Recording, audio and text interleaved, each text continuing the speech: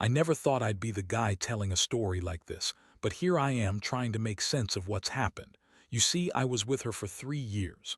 Well, I thought we were solid, comfortable. That whole we're building something real kind of vibe. We had plans, futures, all that. But everything fell apart in a single moment. One I still replay in my head like it's a bad movie I can't turn off. It was my grandmother's funeral. I remember the day because it was supposed to be about honoring her life, celebrating her memory. Instead, it turned into the day I learned that the woman I trusted most was capable of betraying me in the worst way. I just finished hugging a distant cousin when I saw her, my wife, standing a little apart from everyone else. She was whispering into her phone, her face lit by the dim glow of the porch light. Her eyes flicked to me for a second, then she quickly looked away. I knew something was wrong right then, but I didn't want to jump to conclusions. Maybe she was texting her sister or something, but the way she was clutching her phone, the nervous energy radiating off her, set off a warning bell. Still, I approached her casually, pretending everything was normal. "Hey, everything okay?" I asked, trying to keep my voice steady. She looked up, her eyes darting. Yeah, just a little bored, that's all." Her voice was tight, like she'd swallowed a lemon, not convincing. The next day, I started digging. I didn't want to believe it, but I had a gut feeling I couldn't ignore. I had my phone with me during the funeral, and I remembered seeing her message preview. I hesitated, then unlocked her phone, something I never thought I'd do.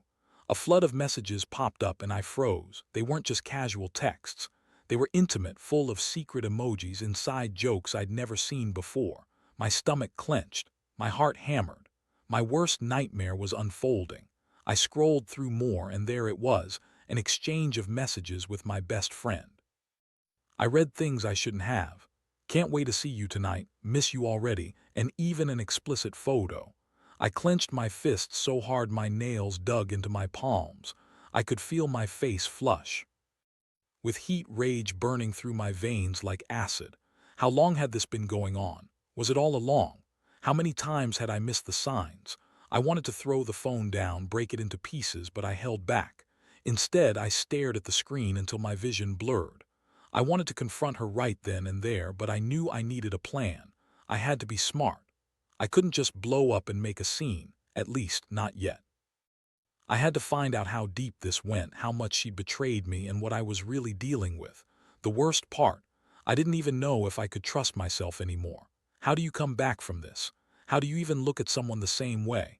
So I kept the evidence, tucked it away in a hidden folder on my computer. I kept my anger simmering, waiting for the right moment. That moment came faster than I thought. The next few days, I started noticing little things. Her texts disappearing from her phone, her being unusually secretive, avoiding my eyes. Every interaction felt like walking on thin ice. I was exhausted, on edge constantly, and I knew I couldn't just stay quiet anymore.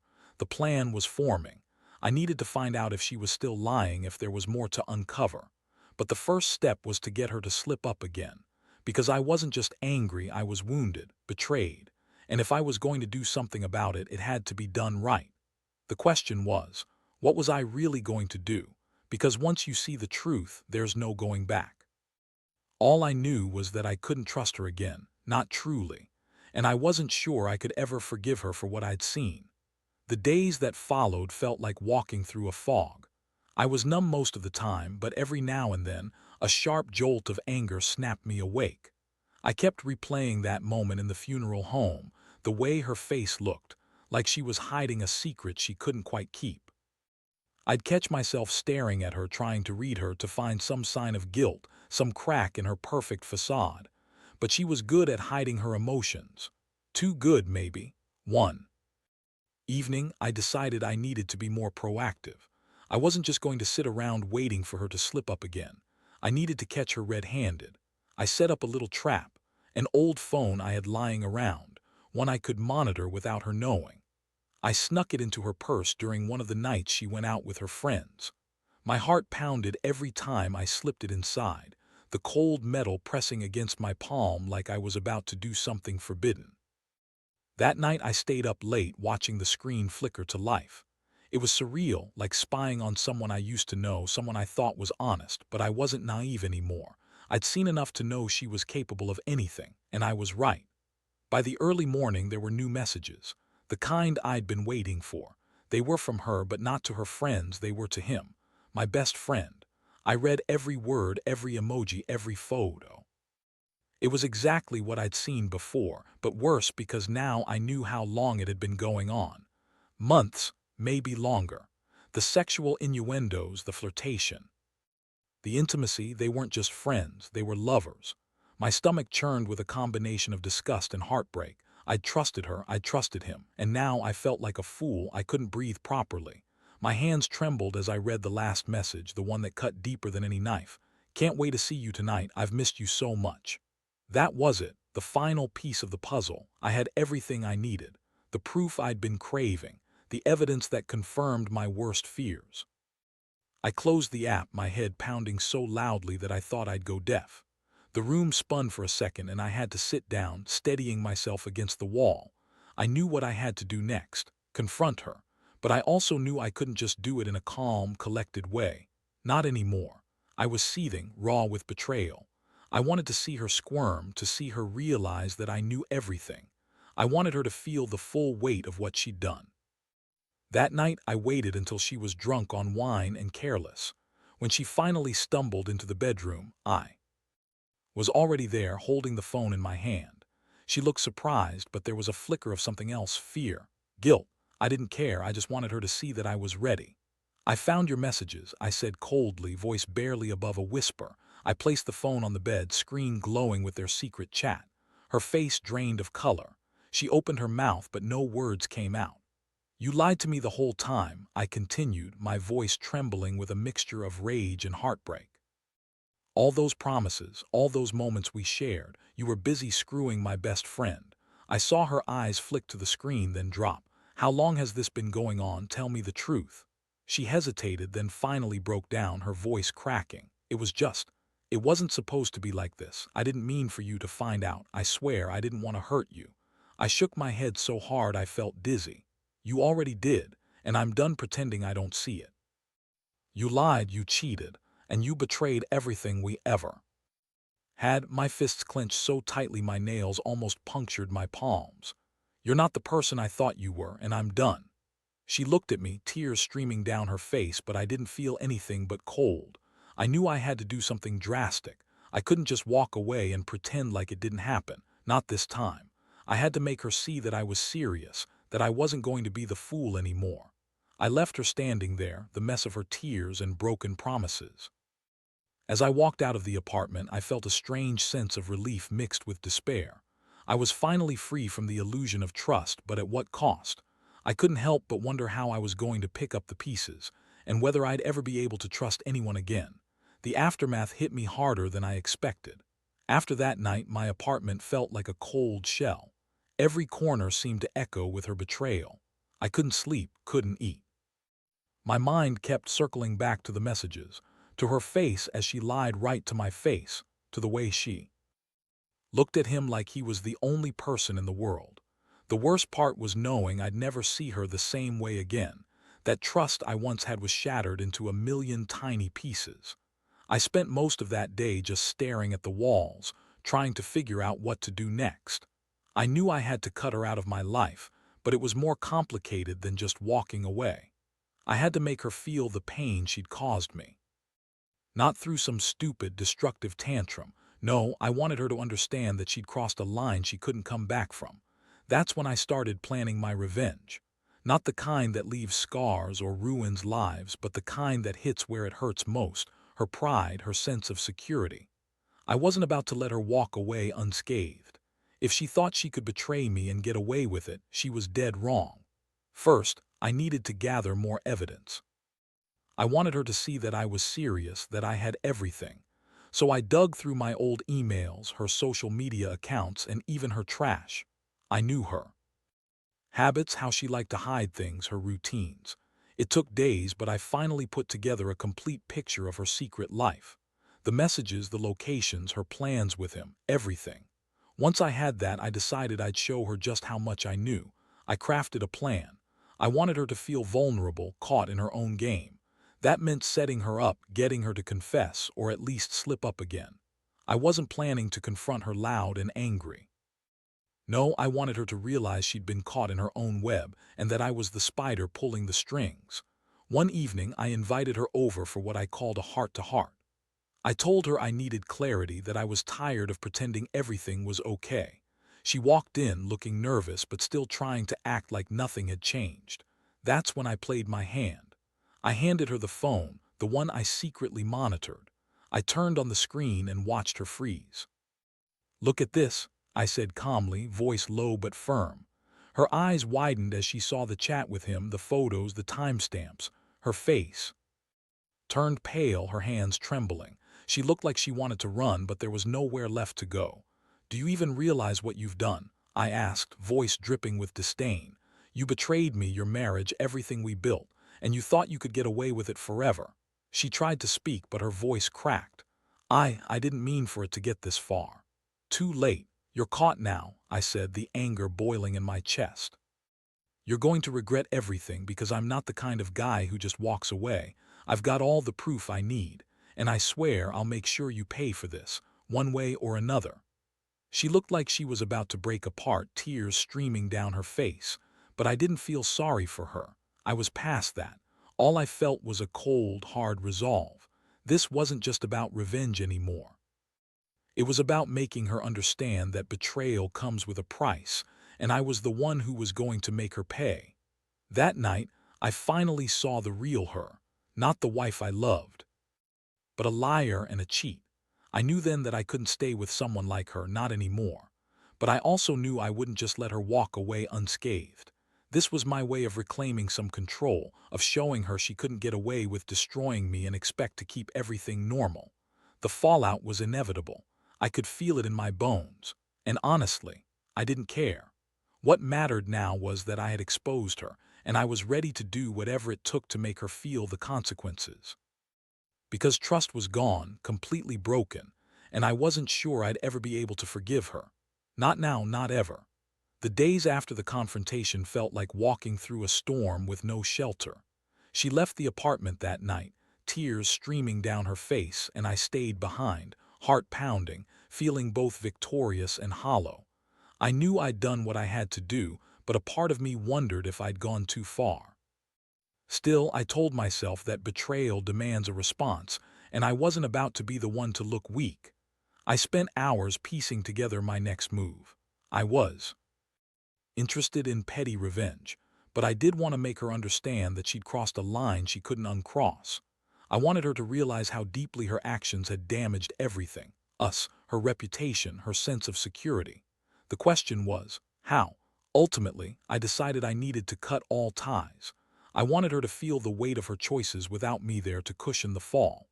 I started by contacting her employer, an anonymous message about her infidelity and her reckless behavior. Not to ruin her, but enough to make her feel exposed. I made sure to be careful. No evidence that linked me directly, just enough to spark concern. I wanted her to realize that her secret life was no longer private. But that wasn't enough. I knew her well enough to predict that she'd try to spin her way out of it, to deny everything. So I prepared a dossier, compiling all the evidence I had gathered: the messages, the photos, the timestamps. I printed everything out, making a neat, clear report. It was more than just revenge. It was about closure, giving her a taste of the fallout she'd created. One afternoon, I left the package on. Let's get work. No note, no warning, just a simple, professional-looking folder with her name. Watching her from afar when she saw it, the way her face drained of color made something inside me feel cold and justified. She called me later that evening, voice trembling, denial thick in her words. "Who told you this? This isn't true. You're mistaken," she insisted. I played cool. "Really? Because I have every screenshot, every message. You can try to deny it all you want, but the truth's right here." I didn't bother hiding my contempt. "How could you do this, after everything?" She was silent for a long moment. Then she whispered, "I don't know what you're talking about. I swear I never meant to hurt you." I almost laughed. "You never meant to hurt me, that's rich. You've been hurting me since the day I found those messages. You just didn't want to admit it." That call marked the beginning of her unraveling. She tried to cover her tracks, making excuses, but I knew her too well. She was cornered, and I wanted her to feel it. Every ounce of her panic, her desperation, fueled my resolve. I'd made up my mind. She wasn't getting away with it that easily. The next step was trickier. I had to ensure she'd see just how much she'd lost. The trust, the respect, the life we'd built. I knew I couldn't just dump her and walk away. No, I wanted her to taste the consequences. So I decided to confront her at her apartment when she'd least expect me. I didn't want to scare her per se, just make her realize how badly she'd screwed up. When I knocked that evening, she looked like she'd aged 10 years overnight. Her eyes darted around nervously as I stepped inside. The air smelled of perfume and something else, fear maybe. "I'm tired of playing games," I said, voice calm but icy. "You think you can cheat and lie and expect everything to go back to normal?" She swallowed hard. "Please, you don't understand, it was a mistake." "Yeah, well, mistakes have consequences," I snapped. "You should remember that. You betrayed me and I won't let you forget it." I handed her the folder again. "You see all this, it's everything, and it's only the beginning. I've made my decision. I want out. I want you gone." She looked at the evidence, trembling. "Please don't do this. I'll fix it, I swear." That's when I decided I'd had enough. No more talk, no more excuses. I told her I was done, that I was leaving and she'd better figure out what she wanted, because I wasn't sticking around to watch her destroy what was left of us. Walking out that door, I felt a strange mixture of relief and fury. I knew deep down that my trust was gone forever. The betrayal had sealed that. I just handed her her own sentence. And even if I felt like a bastard doing it, I knew this was the final nail in the coffin. She was on her own from now on, and I was never going to forget what she did. That night, I sat in my empty apartment, feeling the cold silence settle around me. I'd taken back control, but at what cost? I'd lost the woman I loved, maybe for good. But the thing I kept telling myself was this: sometimes trust is just a fragile thread. Once it's broken, it's almost impossible to repair. And now I wondered if I'd ever be able to trust anyone again. The weeks that followed felt like a slow unraveling. I threw myself into work, trying to drown out the gnawing ache inside. Every time I closed my eyes, I saw her face, her desperate look when she realized I knew everything. That image haunted me, but part of me also felt strangely liberated. I'd taken control, finally. I was done with the lies, the betrayal. Still, the emptiness lingered, a hollow ache that no amount of distractions could fill. I kept my distance from mutual friends, knowing they might take her side or ask questions I wasn't ready to answer. I didn't need their pity or their judgment. I only needed to focus on myself. But even in solitude, I couldn't shake the feeling that I'd been played for a fool. The trust I once had was shattered beyond repair, and I wondered if I'd ever be able to rebuild it, if I wanted to. One day I received an anonymous message. No name, just a simple text: "You're better off without her, trust me." That was it. I stared at it for a long time, feeling a flicker of suspicion and curiosity. Who was this? Someone who knew my story, someone who wanted to help, or just another fool poking their nose where it didn't belong? I didn't reply, but I kept the message, tucking it away as a reminder that I wasn't entirely alone in this. Then I decided I needed closure, not just for myself, but for the sake of moving forward. I went to her social media profiles, something I'd avoided after everything. Her updates were filled with quotes about moving on and finding happiness, but I saw through it. She was trying to act strong, but I knew the truth. Deep inside, she was broken. I saw the comments from friends congratulating her on finding herself, and I almost chuckled. They had no clue what was really going on underneath. One night, I finally sat down and reflected on what had happened, how it all spiraled out of control so fast. I remembered the good times, the promises I'd trusted her with, the plans we'd made. But I also remembered the lies, the sneaking around, the betrayal. I realized that trust isn't just broken, it's shattered into tiny shards that never fully come back together. I knew I had to do something about it, something final. I couldn't keep living in this limbo, questioning everything. I made up my mind. I was going to cut her out entirely. No more texts, no more calls, no more reminders of what I lost. I wanted to reclaim my peace, even if it meant letting go of the hope I once had. So I went to my drawer, pulled out the key to her apartment, something I still kept for old time's sake, and took a deep breath. I took her keys and her belongings, packed them into a box and left it on her doorstep. No note, no explanation, just a simple gesture that said, "I'm done. You lost me. You lost everything." That act felt cathartic. It was a clear line in the sand, a way of saying I was moving on. I didn't expect her to reach out, and I didn't want her to. I knew this was the end of our chapter, and frankly, I was relieved. I'd finally taken control of the situation. Looking back, I realized that trusting someone isn't just about believing they'll never hurt you. It's about knowing when to walk away before they do. I learned the hard way that some betrayals cut so deep, they leave scars that never fully fade. But I also learned that reclaiming your life is possible, even when everything feels shattered. It's about taking the pieces and building something new, even if it's just a better version of yourself. That's what I'm doing now. Healing, moving on, and trying to find some semblance of trust again, slowly, cautiously, and on my own terms. Now, sitting here months later, I can finally breathe without the weight of her betrayal pressing down on me. Honestly, it's been a rough ride, but I've learned a lot about trust in myself in the process. The truth is, I never thought I'd find myself in this situation, but I guess life has a way of throwing curveballs that change everything you thought you knew about people and about yourself. I still think about her sometimes, about the person I believed she was. But I remind myself that I was blinded by love, naive enough to ignore the red flags. The secret messages, the disappearing phone, the evasiveness. Those weren't just small signs, they were loud alarms I chose to ignore. Now I see. Clearly, trust is fragile, and once broken, it's almost impossible to repair. But life goes on, and so must I. Since cutting her out for good, I've started focusing on myself. I've gone back to old hobbies, reconnected with friends I'd pushed aside, and even started seeing a counselor. I needed help sorting through the mess inside. It's not easy.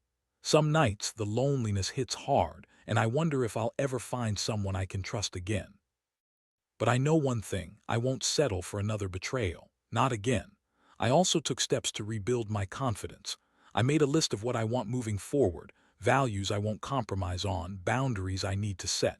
Trusting again is going to take time, but I realize now how important it is to be cautious and to listen to that little voice inside telling me I'm headed for trouble. I won't ignore it anymore. Looking back, I see that the pain was a wake-up call. It forced me to confront what I'd been ignoring for too long. The betrayal was cruel, but it also pushed me to grow stronger, more aware of who I am and what I deserve. I don't regret the pain. Without it, I wouldn't have learned what it truly means to protect myself, emotionally and physically. So here's what I want anyone reading this to take away. Trust is a gift, but not one to be handed out easily. Watch for the signs, listen to that gut feeling, and don't be afraid to walk away if something feels off. And if you do get betrayed, don't be afraid to stand up, get your evidence, and take back control. Because no one should ever make you feel small or insignificant for loving them. In the end, I handed over her keys, closed the chapter, and moved forward. I want to remind myself, and anyone else who's been hurt, that healing isn't linear. It's messy, slow, and sometimes painful, but it's also necessary. The trust I lost might never fully come back, but I'm learning to trust myself again. That's enough for now. And as I put the final pieces into motion, filling out the paperwork to officially change my address, removing her from my social media, turning that page, I realize one thing: I'm finally free. From her, from the past, from the illusions I once held. And that freedom, flawed and fragile as it is, feels damn good.